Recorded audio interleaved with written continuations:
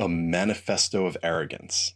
This is wild. A first-term Maine state senator took it upon himself to send a letter to conservative lawmakers in the Canadian provinces of British Columbia, Alberta, Saskatchewan, and Manitoba to lay out why they should abandon their Canadianness and become U.S. states. Did the Canadian lawmakers take it well?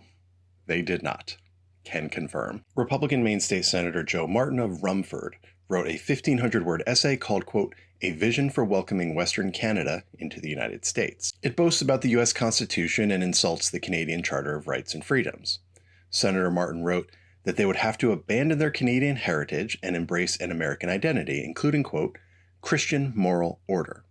Quote, the price of liberty is not just the burden of responsibility, it is the willingness to give up old loyalties and adopt a new country without apology. The letter is really something. It reads more like a threat than an invitation, paragraph after paragraph about what Canadians would have to give up and how the Canadians would have to change.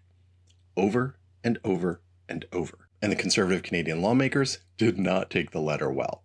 One told a reporter that he thought it was a joke at first, but then decided to share an extraordinary response back. A few choice lines. We don't measure freedom by the number of firearms owned, but we do own a few, or how loud we can shout without consequence. We measure it by how we care for one another, how we build strong public institutions that ensure our kids are educated, our seniors are looked after, and no one goes bankrupt because they broke a leg or needed chemotherapy. We are not Americans with a maple leaf sticker. This letter, framed as an invitation, lands more as a manifesto of arrogance. Our vision may overlap with yours in parts, but it differs where it matters most. We believe a rising tide should raise all ships, not just mega yachts, that capitalism works best when it remembers who it's working for, that the strength of a nation isn't measured by the number of military bases, but by how it treats its most vulnerable. Again, this is from a conservative Canadian lawmaker. I haven't yet seen a response from State Senator Martin.